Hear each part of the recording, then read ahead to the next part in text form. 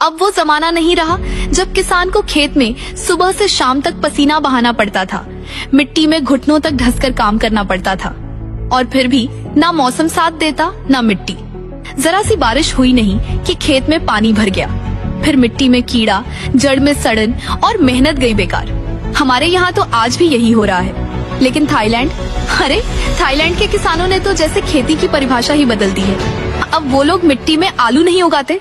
हाँ, आप सही सुन रहे हैं। अब वहाँ के किसान मिट्टी छोड़कर हवा में आलू उगा रहे हैं। इस नई तकनीक का नाम है एरोपोनिक्स।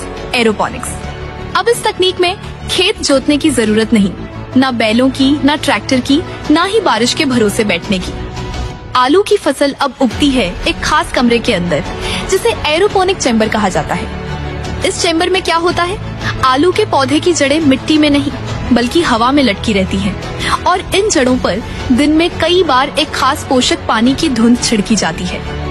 इस पानी में सारे जरूरी पोषक तत्व मिले होते हैं, मतलब ना कोई खाद की जरूरत, ना कीटनाशक की, कोई कीड़ा नहीं, कोई बीमारी नहीं, कोई पानी भरने का डर नहीं। गजब की बात यह है कि इस तकनीक से उगे हुए आलू कभी भी गंदे नहीं होते, एकदम चमकदार, साफ और सुंदर।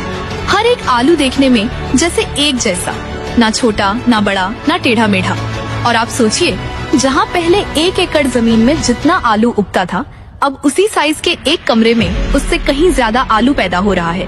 और सबसे खास बात, इसमें पानी भी बहुत कम लगता है, यानी कम जमीन, कम मेहनत, कम पानी और ज्यादा मुनाफा। थाईलैंड के किसानों ने अब ये सिस्टम इतने अच्छे से अपना लिया है कि वहाँ के सुपरमार्केट में, होटल में, विदेशों में हर जगह उनके साफ सुथरे हेल्दी आलू की डिमांड है।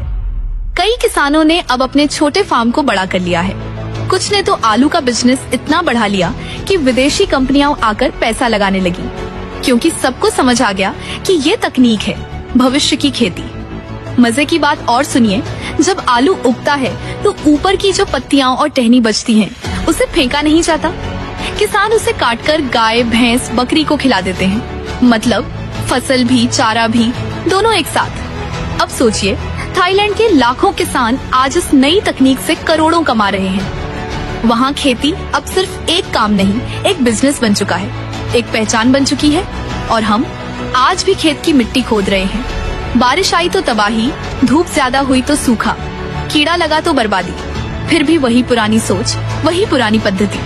अगर हम थाईलैंड जैसे देशों से कुछ सीखें, थोड़ा सोच बदलें, थोड़ा विज्ञान अपनाएं, तो क्या हम भी नहीं कर सकते ऐसे आलू की खेती?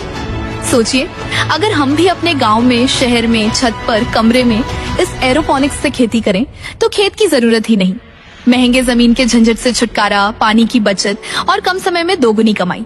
देश की खेती बदल जाएगी, किसान बदल जाएगा, गांव की तस्वीर बदल जाएगी। थाईलैंड के लोग समझ गए, खेती अब सिर्फ हल से नहीं, दिमाग से होती है। वो अब हवा में फसल उगा रहे हैं और जमीन से ऊंचा मुनाफा कमा रहे हैं। अब फैसला हमारे हाथ में है, हम कब बदलेंगे। और आप सोचिए, जहाँ पहले 1 एकड़ जमीन में जितना आलू उगता था, अब उसी साइज के एक कमरे में उससे कहीं ज्यादा आलू पैदा हो रहा है।